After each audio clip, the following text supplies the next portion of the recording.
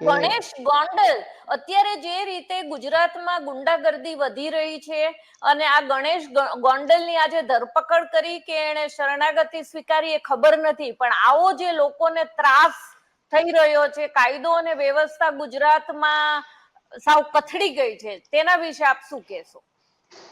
એક સમય હતો કે જ્યારે ગુનેગારને ગુનેગાર તરીકે જોવામાં આવતો.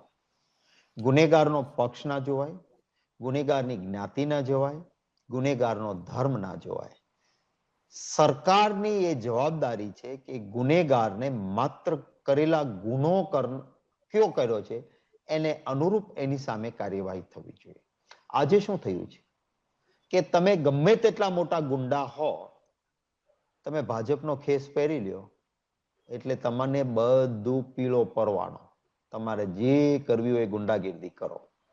તમે સૌથી વધારે ભ્રષ્ટ હો એમ કહેવાતું હોય, દેશના પ્રધાનમંત્રી એમ કહેતા હોય કે આ અજીત દાદા सबसे बड़ा भ्रष्टाचारी है, जेल जाएगा, चक्की पीसिंग चक्की पीसिंग चक्की पीसिंग.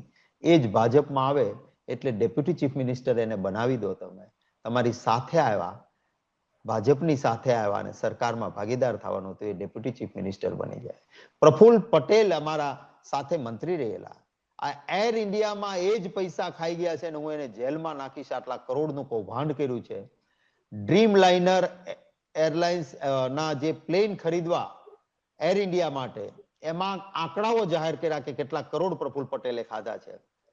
એ જ પ્રફુલ્લ પટેલ ભેગા આવે એટલે દૂધના ધોયેલા થઈ જાય. આસામમાં અમારે ત્યાં હોય ત્યાં સુધી સીબીઆઈ, ઈડી જેની તપાસ કરતા હોય, ભાજપમાં જોડાય એટલે ભાજપના મુખ્યમંત્રી ત્યાંના આસામના થઈ જાય અને આખું નોર્થ ઇસ્ટ સ્ટેટ તોડવા માટેની, કોંગ્રેસ તોડવાની જવાબદારી છેક પોરબંદર થી લઈને નોર્થ ઇસ્ટ સુધીની એને સોંપવામાં આવે અને એની સામેના બધા જ કેસો છે અટકી જાય. આ જે પ્રક્રિયા છે ને ભારતીય જનતા પાર્ટીની, એનું એક પ્રતિશત પરિણામ ગોંડલમાં પણ તમને જોવા મળે છે. કારણ કે એનાથી એક પરસેપ્શન ઊભું થયું કે આપણે ભારતીય જનતા પાર્ટીમાં હોઈએ તો આપણને પીળો પરવાનો છે, જે કરવું હોય તે કરો. આ તો એ પરિવાર જુનાગઢનો, મારા દલિત સમાજનો એ પરિવાર એ વેચાણો નહીં કે ડર્યો નહીં તો ગુનો ટક્યો. નહીં તો ડેપ્યુટી મેયર જુનાગઢના ફોન કરીને કહે કે કેટલું જોઈ છે તું લઈ લે. આ પરિસ્થિતિ એ રાજ્ય માટે સારી નથી.